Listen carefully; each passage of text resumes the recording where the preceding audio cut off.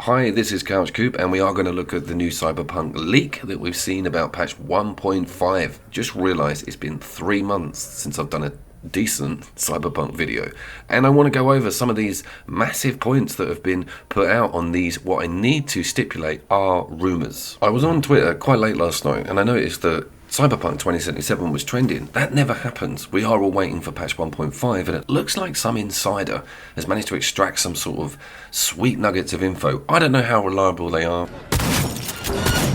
They seem pretty legit, to be fair, not too outlandish claims, and it looks like some of that roadmap material that CDPR were talking about last year is maybe coming into fruition with 1.5. But the thing I want to focus on is the top one, and that's that it's going to be called Samurai Edition. The new current gen version of the game is going to be rolled out on this new sort of soft launch, and they're going to try and iron out a load of stuff with it. That is going to be one hell of a job. In that top bullet point, they talk about having a garage, like a permanent garage with an upgrade system on the car, improved AI, and of course transmog, which no one has really asked for. I do love the fashion in the game, but it's not a massive pending issue.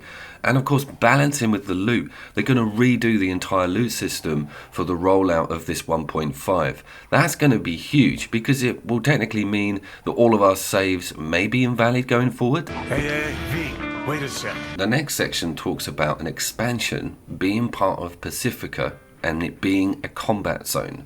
This worries the hell out of me, because it's kind of mentioned Stalker as an example. Right, hold on. Stalker's got at least to do with Cyberpunk as any other first-person shooter going back 10 to 15 years. I think what they mean is sparse, open environments, not a lot going on, which is not a good sign. But I do love the idea of a dedicated combat zone. It talks about their enemies in there being vastly different, one of them looking like a Reaper. This is where I start sort of stepping back from this information, because that just sounds very weird for them to go and focus on a combat zone that's outside of the city, that is populated with enemies and characters that haven't been in base game. This might be their idea of an answer to how broken that city is when it comes to combat. And let's get to the big white elephant, and the fact that it wasn't mentioned in that top sentence. And if I was doing the PR marketing for this particular game, I would have gone straight to it,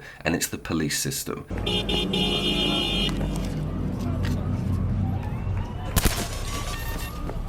Remember that these notes or rumours or whatever this piece of information is that look like it's been ripped from Reddit, to be fair, may just not be anything to do with CDPR's rollout for that 1.5. And the police system may be just straight away mentioned that A, we're not going to have it, give up the ghost guys, or B, here it comes, vehicle chases everything. Whilst we're on the subject of vehicles, we are looking at patch 1.31, and check out how desolate the streets still are. If you start hurtling around this map at any speed, you just start not seeing traffic or pedestrians. Everything just goes bare bones. That is totes still a thing. Let's get back to these rumours, because in there we also see that it's talking about a minigame within the Cyberpunk city that would be a little bit like Gwen. Now, you might not know about Gwen. It was kind of a huge internal game within The Witcher 3 that involved playing cards, and it was a little bit like a strategy military game, but you had different cards and decks, and you fought people in and around the map, and they had their own sort of Gwen rank. The whole thing was unbelievably good, so good that CDPR made it into its own standalone game, which I think is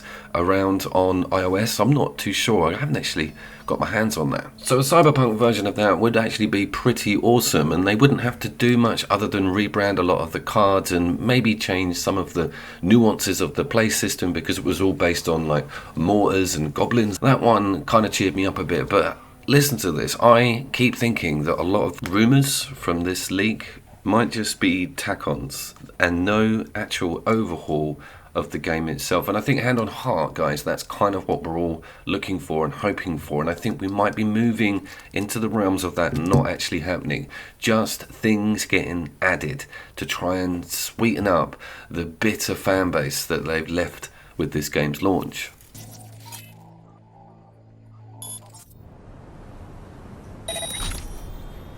But on the other side of the coin, the fact that they're going to do a soft relaunch, which is actually mentioned in that rumor, the fact that they're going to call it a whole new edition, like Samurai Edition, a bit like Ghost of Tsushima did with Director's Cut, could point towards us seeing some sort of base game overhaul, especially with that rebalancing and that loot mention. So I'm really holding my breath for this, and get this, we don't have a date for it, and I'll be very surprised if A, they put all these improvements in, and B, roll out a current gen version of the game all in one patch.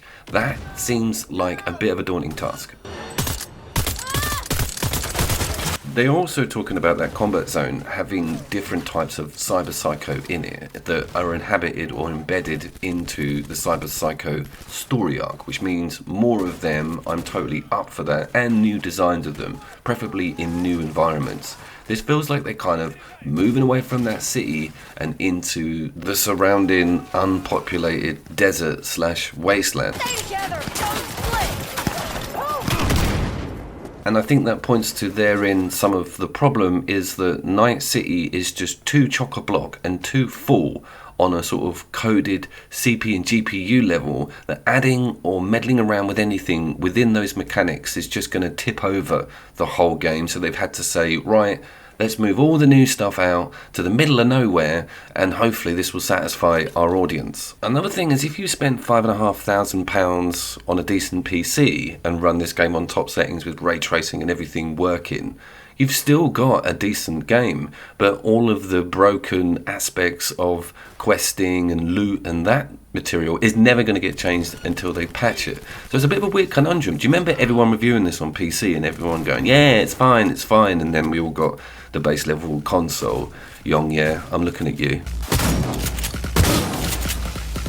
I suppose my point being is this game was always massively broken, right the way through patches 2.0 to 3.1, regardless of what system you played it on. It was just that base level PS4s and Xboxes had a dire experience with the visuals.